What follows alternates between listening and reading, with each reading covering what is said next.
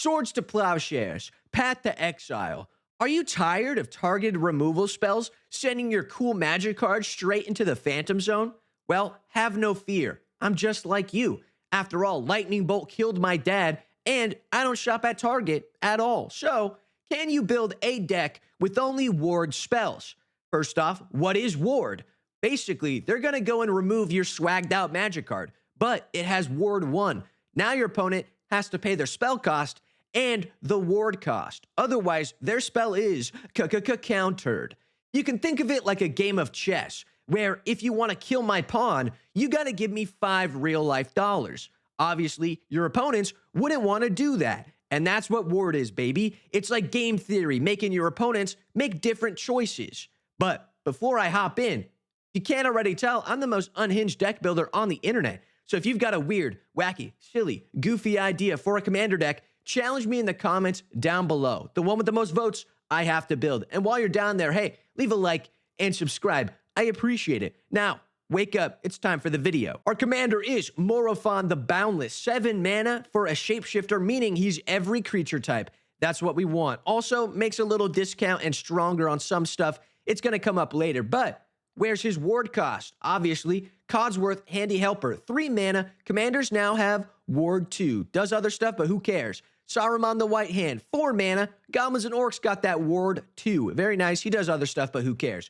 Shelob, Child of Ungoliant, 6 mana. Spiders got that ward 2. And Death Touch, and does some other stuff too. Who cares?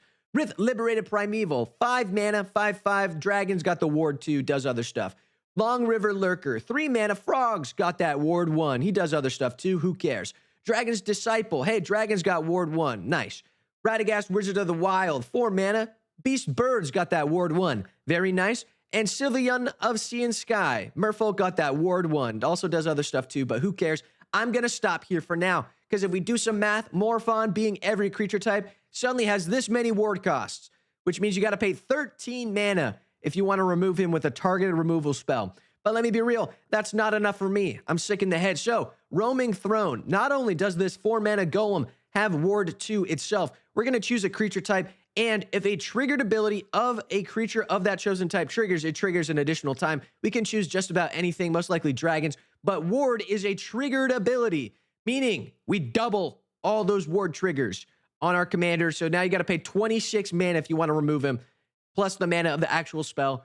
It's busted, and it's awesome. But what about everything else? That's not our commander, not every creature type. Well, Storvald, Frost Giant Jarl, other creatures get ward 3. That already means they're basically hexproof. But to double down, we got Wondrous Crucible, 7 mana. Permanents have ward 2. That's artifacts, that's lands, that's just about everything we got. Ward 2, very nice. Star Whale, he has Suspend, but he costs 8 mana. It's nice. Other creatures get ward 2. Very cool. Unsettled Mariner is next. White and a blue for a changeling. Ooh, they get all the cool ward stuff. But yeah, they get ward 1 on everything. Us and permanents we control. Very cool, very nice. But I'm going to stop here for now because it's time for some math. 3 plus 2, 5. Plus 2, 7. Plus 1, 8 mana. You got to pay 8 mana if you want to target us with the Path to Exile on our cool little guy. And you're going to get countered every single time. You're not paying 8 mana. Yeah, exactly. They are going to look at you with a 1,000-yard stare when they see that a piece of cardboard has ward 8 on it. Dear Lord. But I'm sick in the head, so that's not enough for me. Let's talk about some other cards. We got Bronze Guardian. Artifacts have ward 2, so it only works on artifacts, but hey, we take those sometimes.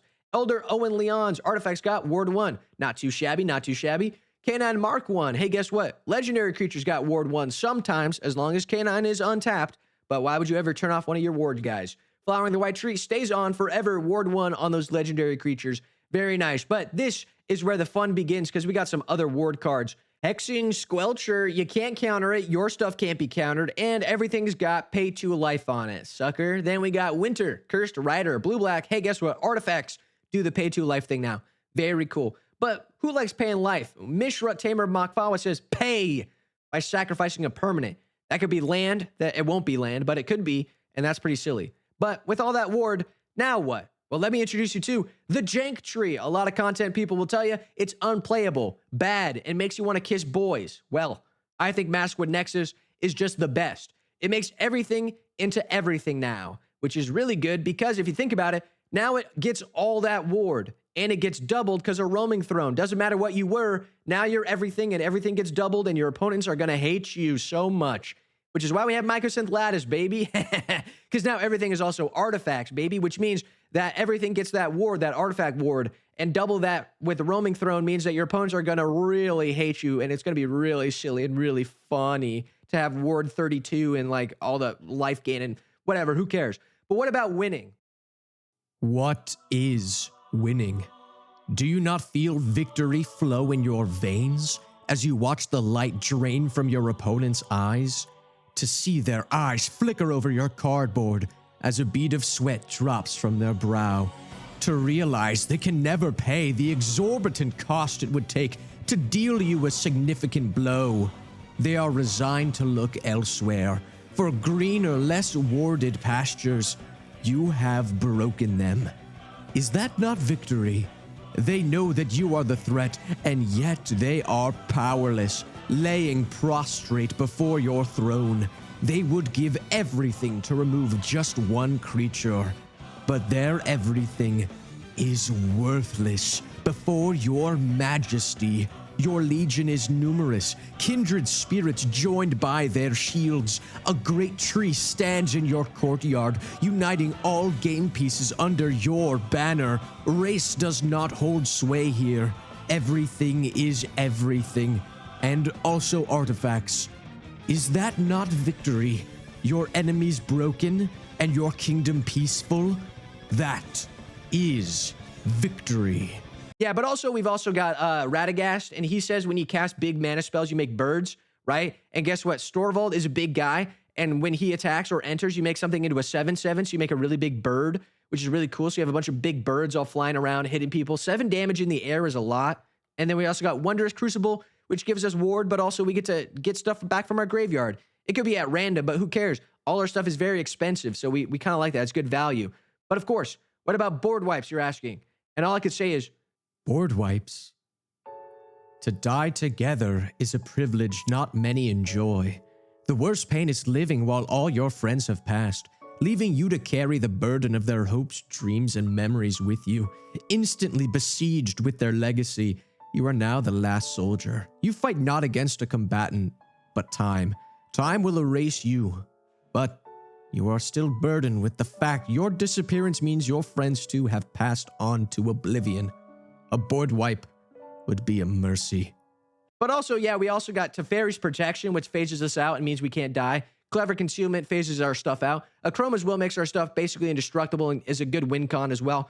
And there's Flawless Maneuver, which we can cast for free most of the time, and indestructible stuff. So yeah, most of our stuff is like basically hexproof because of all the ward, and then most of it is indestructible a lot of the time. So it's pretty cracked. But that's the end of the video. So if you liked it, hey, leave a like. If you subscribe.